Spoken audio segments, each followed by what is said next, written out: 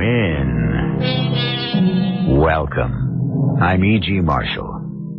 In the year of our Lord, 1976, and I use the appellation with some sadness, there were 18,780 murders committed in the United States. These are the latest figures from the FBI, and the only pleasant thing about them is the fact that the rate decreased 8.3% from the previous year. A trend I fervently hope will continue. But where murder seems the only way out, there is always a story. This is one of them.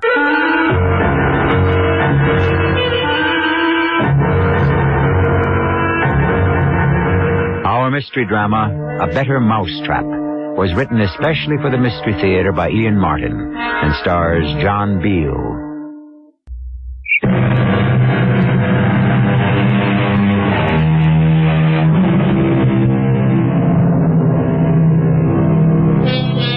While on the subject of statistics, here's one for you. 1970 was the last year most metropolises in the U.S. enjoyed a population advance. Ever since then, the amount of people in the cities has been declining. Where have they gone? Mostly to the suburbs. Here's Ralph Lester, a typical suburbanite. He moved out of New York before 1970. At the time, it seemed a great idea. A garden, a house, a family, good schools. How has it worked out for him? Let me say only that Ralph Lester is tired, hates the train ride, has had at least one too many drinks, and is worried about, among other things, finances. He doesn't know yet how worried he ought to be. Lucy, the laundry boy is home. For crying out loud. Where are you? Lucy? Where is she? Hey, Lucy, I'm home. Where are you? I'm upstairs, Ralph. Oh, okay. What are you doing? I'm packing. Huh? Never mind, I'll be right down. No, that's all right. I'm up here already. How about a drink if I rush 'em? What time is dinner? I haven't any idea. Well, what does that mean? Dinner is your problem, Ralph. Oh, you mean you've eaten already or something? No, I haven't. Well, did I forget? Are we going out? I'm eating out, yes. I don't know about you. Well, if you're going out, you mean you didn't leave me something? I'm supposed to scrounge it up by myself? Why not? I think it might make good practice. Good practice for what? For the future, when I'm not here. When you're not here? That's right, Ralph. I'm leaving you. Leaving me? What for? It isn't so much what for as why. Yes, I think that's the correct question. All right, then why? Two things. Money and Gloria. Gloria?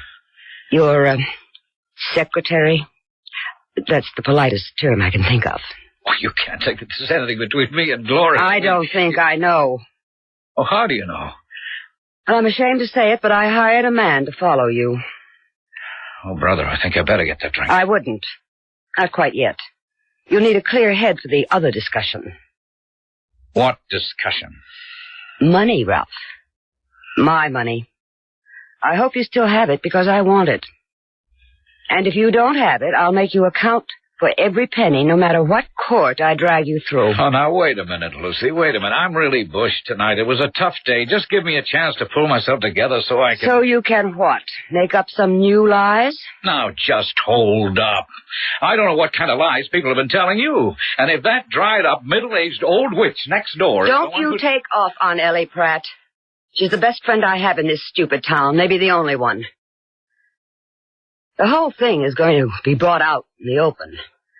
Unless you can convince me in black and white that you haven't been cheating on me two ways. Robbing me blind and carrying on with another woman. Oh, Lucy, I swear I don't know what you're talking about. Don't lie to me anymore.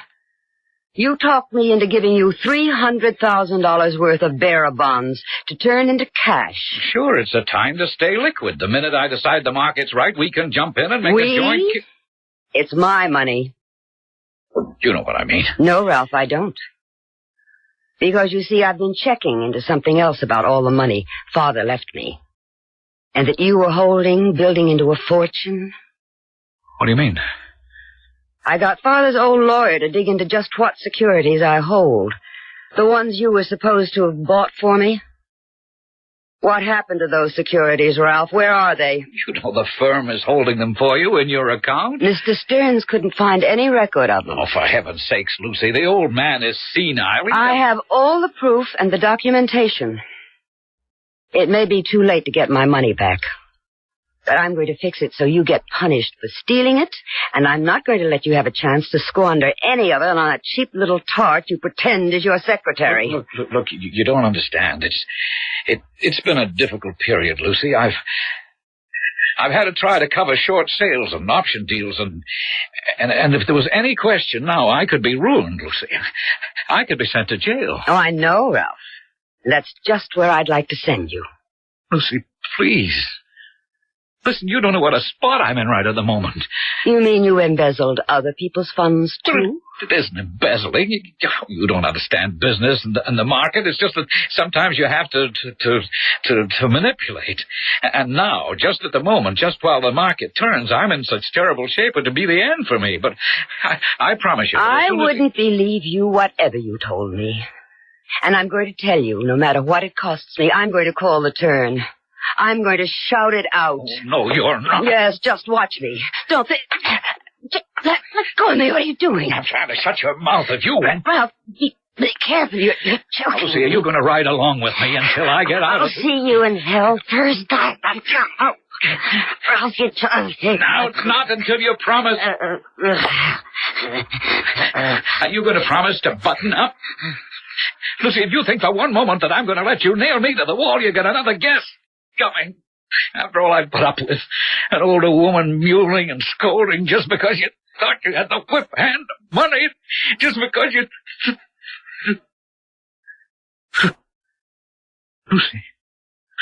Lucy, I'm sorry. I didn't... Oh, good Lord. Lucy? Oh, no. No, she can't be. She's dead. Oh. What am I going to do now? Call Gloria. Yeah. I got to call Gloria. Hello? Gloria? Yeah, Ralphie. Hey, you sound kind of funny. What is it? She's dead. Who? My wife, Lucy. Gee, that's terrible. Well, honey, I'm sorry, but... Honey bun, it solves a lot of trouble for us, doesn't it? No, not a bit. Only makes it worse. What do you mean? Oh, Gloria, she didn't just up and die for herself to make it convenient for us. Well, then what? I killed her. You what? I didn't mean to. It was an accident. I mean, she found out about us, and I lost my head, and You murdered her? But she was threatening to scream out about us, and I wanted to keep her quiet. All I did was put my hands on her throat, and before I knew it... Ralphie, I don't want to hear any more. I'm getting out of it. You can't. Oh, no, you're in it up to your neck. You, me, how we've been kiting accounts. You can't involve me in that. Can you? Ralphie, what are we going to do? Well, I got a notion, a real crazy notion. It's the only way I can see out of it. Yeah? What is it? We'll have to kidnap her. How do you kidnap someone who's already dead? I don't mean for real, Gloria. I mean pretend to. No one else knows she's dead yet. Yoo-hoo, Lucy. Where are you, darling? Pete's sake. What is it? Ralph? That silly old snoop L.A. Pratt from next door. I gotta hang up. Nobody home? Oh, she's in the house. For the love of Mike, she's on her way upstairs. I'll call you back. Yoo-hoo! Gloria, the woman is in the house. I'll call you right back. I know you're there. I hope I'm not interrupting anything. Oh, brother. That you, Ellie? In the flesh, not a picture. Can I come up? Oh, no. I'll be right down. Don't slip on the soap. soap. Yeah. And you'll never know how tempted I am to invite you up here to the bathroom and drown you, Ellie.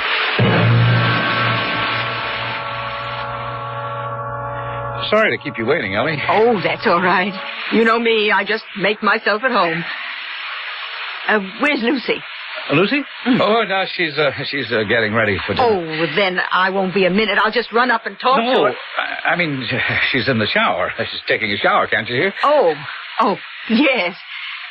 Well, look, tell her I'll drop back in 10 or 15 minutes. Well, we won't be here. At dinner time? No, we're going out for dinner. Oh, that's funny. What's funny? Well, I talked to Lucy on the phone just before you came home. She told me she'd be here till 9 o'clock, and I'd better pick it up before then. Pick what up? The envelope. What envelope? From the Brownies. From the Brownies? Yes, you see, it's the annual charity drive, and each den mother collects the pledges the little dears bring back to the den. Oh. Now, Lucy's is the last one this year. Oh, maybe if I just looked around... No, really, Ellie, we've got to get out to dinner. Oh, well, who are you dining with so early? No one. I mean, that is, we're just going out to celebrate for a change. Oh, I'm glad to hear that. You know, I haven't liked the way Lucy's been looking lately. And she didn't seem herself at all today. Do you know what's troubling her? Oh, that's a private matter. But I can promise you nothing's troubling Lucy now. Oh, good. I wish I did have the envelope, though. I peeked about, but it doesn't seem to be down here. Maybe if I just ran up and called to her Ellie, through the door... I promise you, I'll get the envelope and deliver it to you. Well, I really must run. It was just... Lucy does take a long shower, doesn't she? Huh? Oh, well, she was working in the garden all day. Really? I didn't see her out there. Well, most of the day. Now, Ellie, I have to change, too, and I... Oh, of course. You don't have to treat me as anything else but family. I'll let myself out. No, I'll do it. I want to lock the door anyway. Lock the door? Yes, we'll be going out through the garage. Ralph, are you all right? You look a bit drawn. Oh, I'm fine. I'm fine.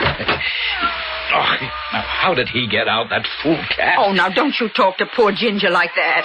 He's Lucy's best baby, aren't you, darling? What's he mewling about? Oh, Ellie, will you put him down? The poor baby's just looking for his supper. I'm surprised Lucy hasn't fed him. Oh, she probably forgot. It's not like her. There isn't anything wrong between you and Lucy, Ralph. Oh, what could be wrong? Oh, I don't know. She hasn't seemed herself lately, and you seem so nervous tonight. I'm just tired. Look, Ellie, I don't want to keep Lucy waiting. Yeah, of course. I'll run along. Now, tell Lucy I'll drop by first thing in the morning to pick up the envelope. No, there's no need. I'll drop it in your mailbox on my way to the train. Oh, shut up. I don't need any trouble from you. What am I going to do? What am I going to do?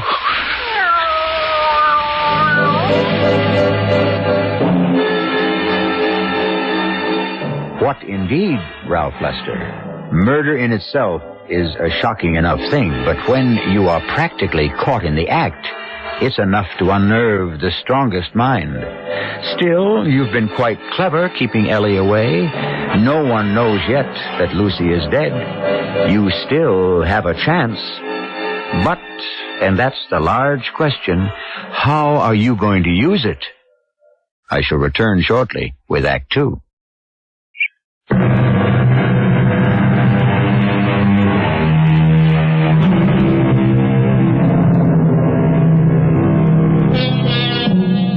We left Ralph Lester in sheer panic, wondering what on earth he could do. The effort of controlling his emotions and trying to act normally with his next-door neighbor after he had just murdered his wife has left him drained, his knees weak, his mind a blank that tries to shut out the terrible reality. Now, suddenly remembering a vagrant thought that had crossed it earlier, he goes to the phone to talk to his girlfriend, Gloria. Gloria, it's our only chance. I don't know, Ralphie. I certainly didn't bargain on murder. It isn't going to be murder. I told you. It's going to be a kidnapping. Only the victim will never turn up. You think you can make the police believe that? With your help, yes, I think I can. I'll even seem to pay a ransom and make it look like the money's been picked up. And I have a way to get it back. Why don't you just take the money and run, Ralph? Spend my life hiding out and looking over my shoulder? No way. After the kidnappers don't return Lucy, I'm taking that money to cover all we've stolen out of our customers' accounts. We? Oh, yes, you're in this too, Gloria. You try to sit back and let me get hooked for murder, and I'll drag you in with me. You wouldn't do that to me. Don't tempt me. Look, Gloria, baby, don't you see? As soon as the heat's off, her will leaves everything to me. So you and I can live like royalty the rest of our lives. We'd still be that rich? Lucy was rolling in money. Honey, don't let me down. Oh, of course. I'm with you. Now, just tell me what I have to do. Okay, here it is. I want you to send a letter a very special way, but it's important that the postmark is New York. What do you mean, a special way? I want you to take a bunch of old newspapers, magazines, circulars, anything with print, and cut out the letters to spell out the message. And now, here's what it should say. Yeah, this is Fairburn Police. Detective Sergeant Castelli speaking. Yes, sir. Could I have the name and address, please? That's Ralph Lester. Lest. Yeah. Check. And, you just got home. You're quite sure your wife is missing? Just for the record, you got back at what time? 12:05. All right. Now, try not to worry, sir. Your wife may have been scared and run to the neighbors. Yes, sir. We'll be there right away. You, want me to use the siren, Lieutenant? No, Sergeant Castelli. No sense waking up the whole community this time of night. You think this is just a false alarm, huh? A break-in? Nope. The wife? Who knows? Could be some domestic squabble. Oh, the guy sounded cold-sober, Lieutenant. And I figure you must think there's more to it than that since you hiked along. Ralph Lester's an important citizen in this town, Ricky. He pays enough taxes he could expect VIP treatment. Yeah, rich neighborhood. Yep. He's a big stockbroker in New York. And his wife was the daughter of A.B. Trumbull. Cosmetic business. Millions. It could just be she was snatched. Kidnapped? Huh? I thought you figured she just walked out. I don't figure nothing till I get all the facts. Or as many of them as I can. Better take Long Point Road. We make better time. And, Mr. Lester, when you got back from the movie, you found that the house had been broken into. And your wife was missing, huh? Yeah, that's right, Lieutenant. What movie did you see? It was at the Fine Arts Theater. Mm-hmm. And you went alone, huh? Well, it was the last night the film was going to be showing. But you and Mrs. Lester had dinner together, huh? In a manner of speaking. Sir? Well, you see, we started to go out because I thought Lucy was looking tired. But on the way to the restaurant, she decided she didn't feel up to dining out. So I just got some roast beef and coleslaw and that sort of thing, and we came back home to eat. I was a little worried about Lucy. Yes, sir. And then you went out to the movie by yourself, huh? Well, she didn't want me to miss the film. She'd been to it earlier in the week, as a matter of fact, with a friend of hers. Oh. A friend? Mrs. Eleanor Pratt. She lives next door. Well, then perhaps she might have seen something. Oh, I doubt it. They broke in on the side of the house away from her. Besides, there's quite a bit of vegetation screening us from each other. Oh, we'll check that out later. Can you think of any reason why your wife might have been kidnapped? Well, not really, except that, of course, her father was a very prominent man. Well, he's been dead for many years, hasn't he? Yes, nearly 7 years now. But, of course, my wife was his sole heir. So you're more or less convinced that that's what happened? I beg pardon? I mean, there isn't any possibility that the break-in and your wife's disappearance are not connected. I don't follow you. You don't think Mrs. Lester could have just left by herself? Walked out? Oh, why? I mean, we've been married for nearly 20 years. We were happy. I'm sorry, sir. My job is to ask questions. And to find your wife as fast as I can. Now, look, if there's any danger to her life in any way, I don't want police interference. We'll work with you, Mr. Lester, as carefully as we can, if it's a kidnapping. What else can it be? We'll know that soon enough. One way or another. Now, you say, Mrs. Pratt, it is Mrs., correct? That's right. I'm a widow. My husband died almost 10 years ago. I'm sorry. So am I. Mrs. Lester didn't say anything to you by any chance about going away? No. Why should she? Well, I thought you were the best of friends. We are, but I didn't mean that. I meant, why would she want to go away? Oh, any number of reasons. Mr. and Mrs. Lester didn't have any marital problems, did they? Well, I never heard of it. Lucy never said anything at all like that to me. I didn't say that they had. It's just something we always ask. She's a little older than him, isn't she? Yes, nearer my age. When was the last time you saw Mrs. Lester? Oh, the day before yesterday. Hmm? I did run over just before dinner tonight to pick up something from her, but I didn't get it, and I couldn't see her. Why not? Well, you see, she was taking a shower, and Ralph and she were getting ready to go out. Ralph seemed to be a bit nervous and in kind of a hurry, so I didn't stay. Mm-hmm. What was it you were going to pick up? Oh, just some money for the Girl Scouts. But Ralph promised to drop it by tomorrow morning. You think Lucy was kidnapped? All the evidence points that way. But if she was, we'll all know soon enough. Or at least Mr. Lester will. Thank you, Mrs. Pratt. I don't think we'll have to bother you again.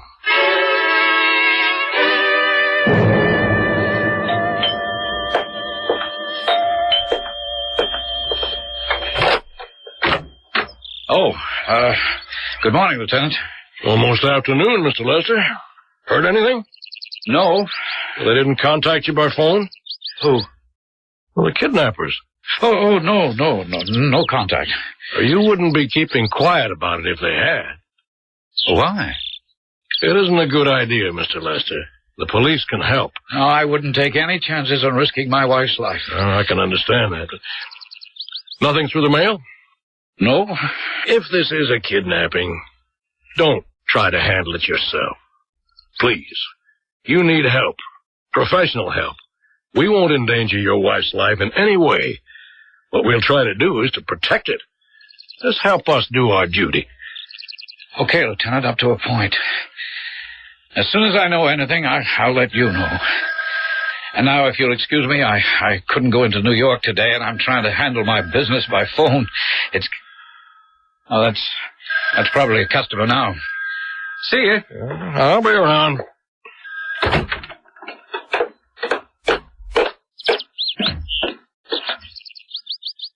Okay, Sergeant Castelli. No news yet. Where to now, Lute? Let's take a short hop next door to Mrs. Pratt.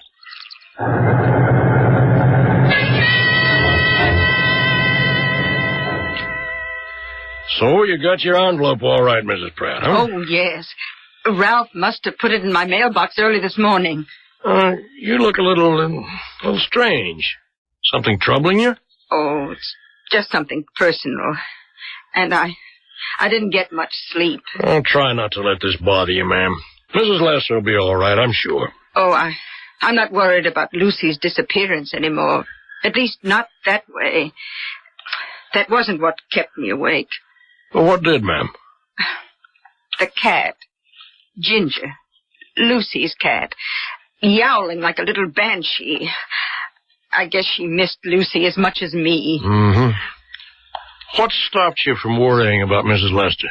Oh, why, the note she'd put in the envelope. I wonder if I could see it, Mrs. Pratt. Why, I don't know. It's rather personal. But it might have something to do with the case. I suppose it might. Well, may I see it then? Oh, I guess Lucy wouldn't mind my showing it to you. No, ma'am. Dearest Ellie, just a scribble to say goodbye for a while. I'm going away, and I can't face anyone with why just at the moment.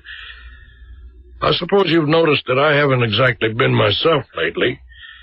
If I had to tell you why, I'd just break down and fall apart. I'll write you all about it once I'm settled. I have valued, and always will value, your friendship. Yours, Lucy. Just what would you figure this had to do with the case, ma'am? Why, it accounts for her disappearance. Does that sound like she was kidnapped? No, ma'am, it doesn't. But then, this was written before the break-in. Sounds like. So, it seems like it doesn't change things after all. Is Ralph Lester going to get away with his dangerous and desperate gamble? Has Lieutenant Barth picked up any of the tenuous clues that are falling his way? And if he has, can he possibly strengthen them enough to make them stand up in court to obtain a conviction? In short, can Ralph Lester get away with murder? I shall return shortly with Act 3.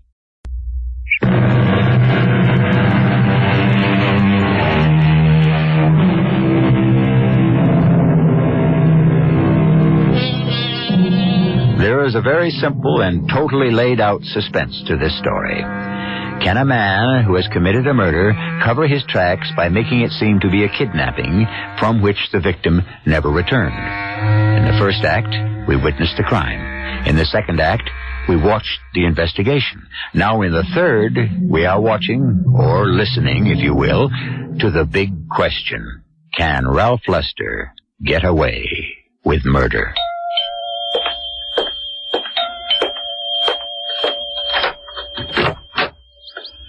Morning, Mr. Lester. Morning, Lieutenant. Come right on in. You say you've had a communication from the kidnappers? Yes, here it is. You can read it yourself. Oh. We have Mrs. Lester. She is safe. She'll stay that way unless you refuse to pay the ransom. We want $300,000 in small bills. Nothing over a 20. You will be notified where to leave the money. Do not call in the police, or we cannot answer for the safety of your wife. This came in today's mail? Yes. So it is a kidnapping. What kind of statement is that? What else? May I see the envelope? Sure. Postmarked New York. The message pasted up with letters out of newspapers, magazines, and so on. That's pretty clever. How can we trace them? I don't know. Of course, I'll take this and subject it to latent fuming tests and blood print kits. Oh, what for? Well, we may be able to lift hidden fingerprints, find out if criminals are involved. And now we can set up an overseas team. Now, let's get this straight, Lieutenant. I don't want anyone interfering in my wife's safe return. We don't want any danger to her either. But there are things that can be done to monitor... No, sir, I want the police out of this entirely. You'll pay the ransom? I'm already making arrangements for that. How can you be 100% sure that this message isn't a phony? What? I never thought of that. Well, then let us work with you. No, I'm afraid to. All I care about is Lucy's safe return. We'll maintain a low profile. Low enough not to interfere with that. The thing is, with kidnappers, you can't trust them. Lieutenant, tell me something. Do you have some idea that my wife wasn't kidnapped? Why? I don't know. Just your attitude. Let's put it, Mr. Lester, that I'm afraid you want to handle too much of this by yourself. And it's tricky business. Now, if someone's holding your wife, you're going to be contacted, probably by phone. You going to try to handle it from there on in? I mean, the drop-off and the exchange? Well, that's what this note told me to do. Well, supposing you pay the ransom and you don't get your wife back. If you don't work with us, who's to know what happened? Oh. Okay, I'll work with you. Check.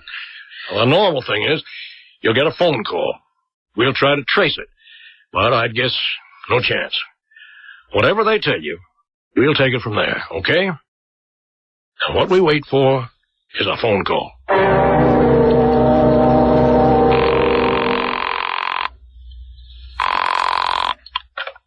Yeah? This is Ralph, Gloria. Oh, yeah. Hi. Now, look, I'm calling from a payphone.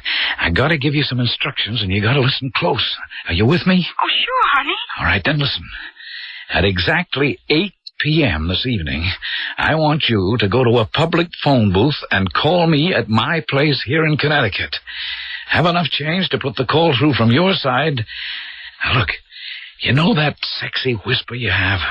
You mean like when I say, are you my big, strong baby who's going to make his mama happy? Yeah, that's it. I want you to use just that tone. Call me at exactly 8. And here's what you say.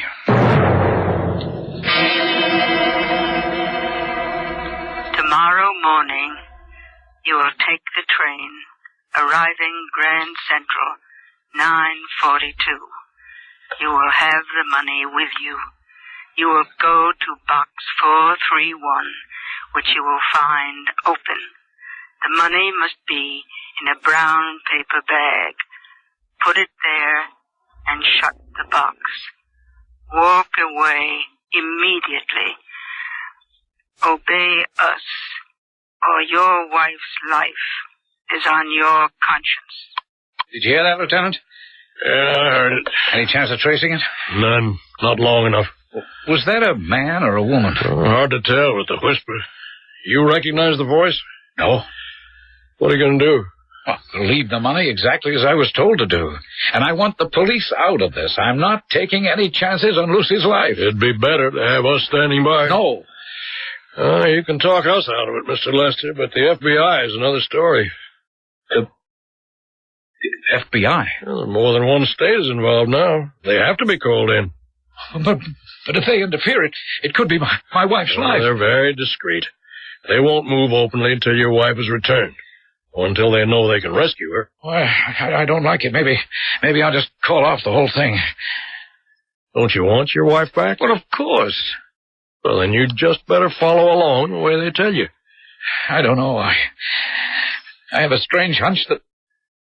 No, I can't say it. You don't think that your wife is dead already, do you? It is a possibility, isn't it? Yes, it's always a possibility. Well, I have to get back to the station house. Good luck tomorrow. I guess I'll need it.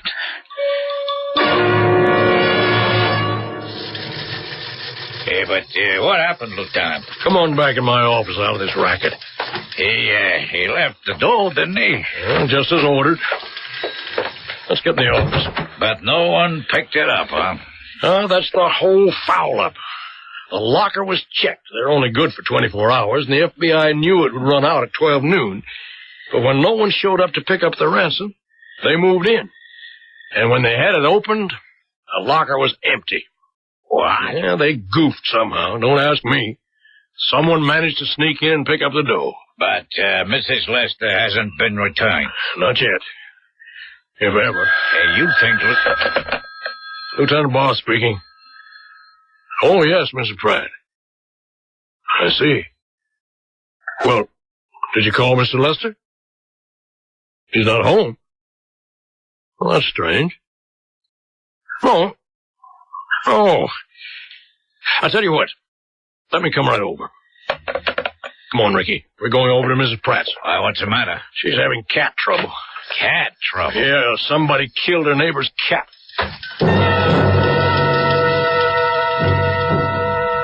And you say you heard the cat all last night till about 1 this morning? That's right, Lieutenant. Crying as if his heart would break. Crying? Oh, he was really howling up a storm. Poor little thing. Like he was a mourner at a wake. Where was the cat making all this noise? Oh, you can see right out the window. It was bright moonlight last night, and there he was, sitting on the old well, just howling. You mean the one right out in back of Mr. Lester's place there? That's right. I remember years ago when we all depended on it for water, before the Farmdale hydraulic put the pipes in. And that's where the cat was yowling? Yes. I thought he'd never stop. But he did? Yes. Just as I thought I'd have to go out and do something about it. Poor little pussycat, mourning Lucy not being here. And then this afternoon, you found the cat's body? Yes. In the bushes between your property and Mr. Lester's? Yes. Strangled? Yes. No possibility another animal could have killed him? I don't see how. There wasn't a mark on him otherwise. Who do you think would kill a cat like that, Mrs. Pratt? I don't know. There'd have to be some motive other than the fact that the poor animal was making a noise. That's what occurred to me. I think we both guessed what it was. But proving it is something else again. Would you be willing to help me? Any way I can. Do you think you could sound like the late Mrs. Lester? Well, I suppose you must know that we found her body there. Do you think that you could sound like Mrs. Lester? But why is this necessary? If Ralph killed Lucy and you found her and you know it, why don't you just arrest him? Well, the kidnap plot was very clever. How could we ever prove that the supposed kidnappers didn't kill her? The only way we can be sure he gets punished is if he convicts himself out of his own mouth. I think if you help, we can make him do that. Then for Lucy's sake, count me in.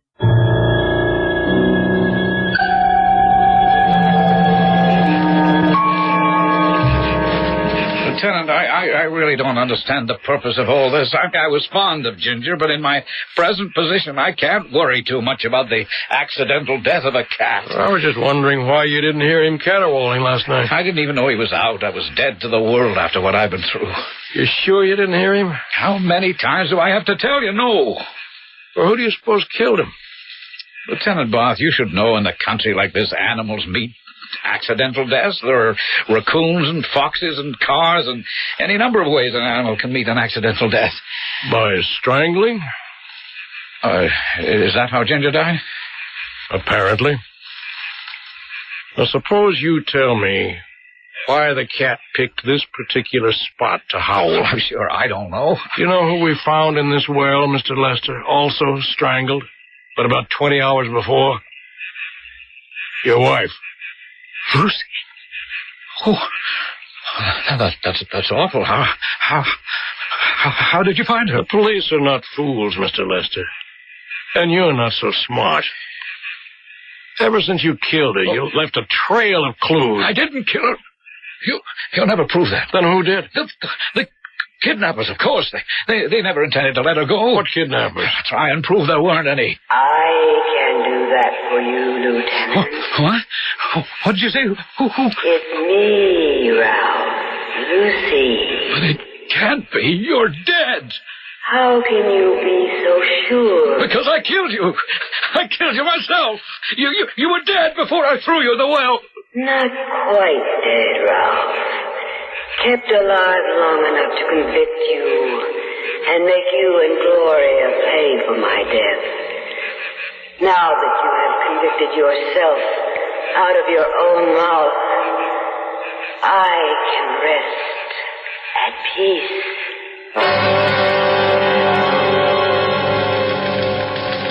Yeah, but Lieutenant, I still don't see why it was all necessary. We knew the guy killed her. Well, too many loose ends, Ricky. This one I wanted to nail for sure. With all the witnesses we had last night, we got him dead to rights, huh? There's only one thing. What's that? The so-called ransom.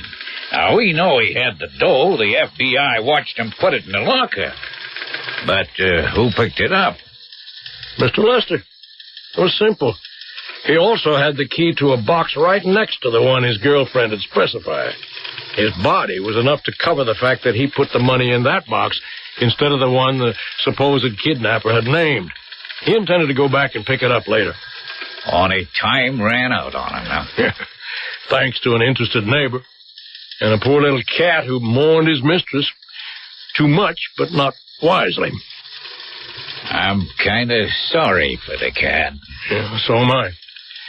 Except that if it hadn't been for him and Mrs. Pratt, he might have got away with it.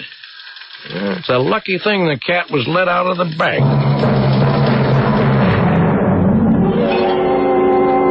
The best laid plans of mice and men, etc., etc. But then mice are notoriously unlucky where cats are concerned. And any man that marries an older woman for her money is scarcely a lion. Ralph Lester was a mouse who tried to roar, but didn't quite have the native ability or cleverness. He ended up in his own mousetrap, and deservedly so. I'll be back shortly.